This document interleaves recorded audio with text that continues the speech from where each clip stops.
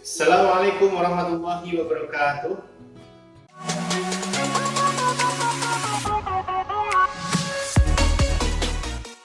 Halo anak-anak kelas 9, bagaimana kabarnya? Sehat sekali ya. Nah, di sini Ustadz Angga akan melanjutkan pelajaran kelas 9 tentang latar belakang terjadinya interaksi antara benua satu dengan benua yang lain. Nah, tapi kemarin kita mempelajari tentang apa? Jadi kemarin kita mempelajari tentang negara-negara yang ada di dunia, tapi terbatas negara Jepang dan negara Amerika Serikat. Nah, untuk kali ini kita nanti akan membahas tentang latar belakang yang menjadikan adanya interaksi antara antara benua satu dengan benua yang lain. Ngomong tentang interaksi itu adalah hubungan.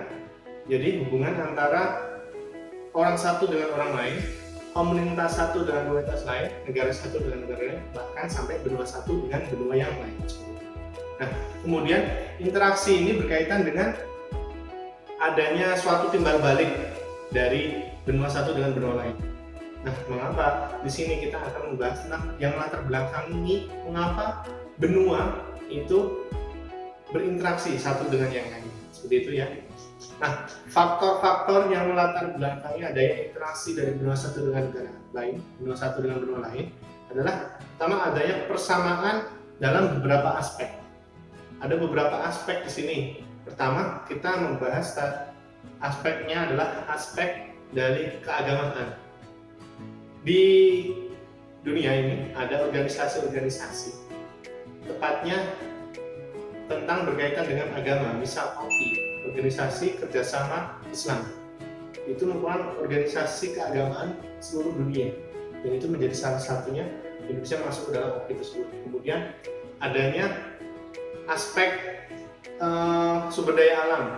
Nah, ada organisasi di dunia ini di mana mereka menjadikan dirinya satu ini adalah karena persamaan sumber daya alam ini besar.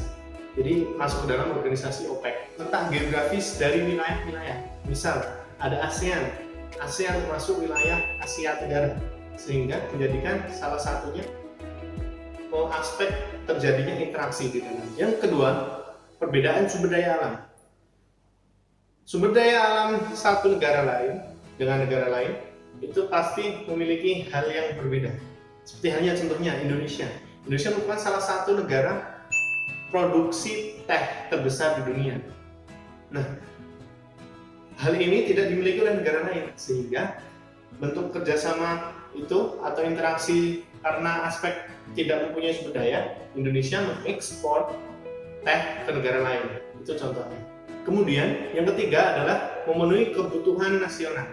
Contohnya Indonesia merupakan negara agraris, di mana Indonesia merupakan bahan pokoknya adalah beras ataupun nasi. Akan tetapi jumlah beras atau ketersediaan beras di Indonesia tidak cukup, maka harus ada Indonesia mengimpor dari Vietnam dan Thailand beras ke Indonesia agar ketahanan pangan tetap terjaga dan stabilitas nasional tetap terjaga. Kemudian adanya ilmu pendidikan dan teknologi yang berbeda. Seperti halnya Jepang merupakan salah satu industri terbesar dalam sepeda motor misalnya. Jadi sehingga Jepang itu mengekspor banyak sepeda motor ke negara-negara yang masih berkembang untuk memberikan suatu pelayanan, misalnya pelayanan dalam segi transportasi. Kemudian adanya kemajuan transportasi. Jadi interaksi tersebut itu dipengaruhi oleh adanya transportasi. Misal kalau tidak ada transportasi, otomatis mereka untuk pergi ke suatu negara ataupun daerah lain akan sulit, sehingga mobilitasnya sangat sulit. Ketika mobilitas gampang ataupun mudah, maka seseorang untuk bertemu ataupun negara untuk bertemu itu sangat mudah. Sehingga aspek selanjutnya tadi aspek tentang berkembangnya transportasi. Nah, yang terakhir adalah adanya hubungan diplomatik. Perdagangan internasional itu tidak akan bisa terjadi apabila tidak adanya hubungan diplomatik dari masing-masing negara. Bisa dibayangkan ketika negara satu tidak ada hubungannya dengan negara lain, maka di sini tidak akan terjadi suatu persetujuan ataupun tidak akan terjadi suatu relasi dalam, sehingga eh, adanya hubungan diplomatik ini merupakan salah satu yang melatar belakangi adanya interaksi dari sebuah negara ataupun dari benua satu ke benua yang. Nah, kemudian kita akan membahas tentang dampak interaksi antar negara dari di benua Asia sampai benua yang lain-lainnya. Dampak yang pertama adalah adanya hubungan diplomatik dari suatu negara. Nah, di sini adanya dampak tersebut ataupun hubungan diplomatik mengakibatkan suatu interaksi ataupun relasi itu dilegalkan ataupun disetujukan seperti itu. Jadi sehingga ketika kita berbicara tentang diplomatik itu terbuka, legal dan disetujui oleh satu negara dengan negara lain, bahkan dengan satu benua lain. Kedua adalah berjalannya aktivitas perdagangan internasional. Jadi di sini nanti ada kebermanfaatannya. Pertama adalah bermanfaatannya adalah barang dan jasa itu akan lebih fleksibel ataupun akan lebih mudah untuk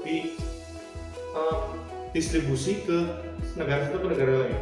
Kedua adalah faktor-faktor produksi bebas bergerak melewati batas-batas negara karena adanya interaksi tadi. Itu sudah dilegalkan dari diplomatiknya, terus kemudian disahkan oleh dua negara tersebut sehingga terjadi suatu batas-batas negara itu ibaratnya lebih mudah untuk diberikan suatu barang ataupun jasa secara ekonomi. Nah, kemudian yang ketiga adalah pemenuhan kebutuhan yang tidak dapat diproduksi oleh negara sendiri. Contohnya ya saya bilang tadi.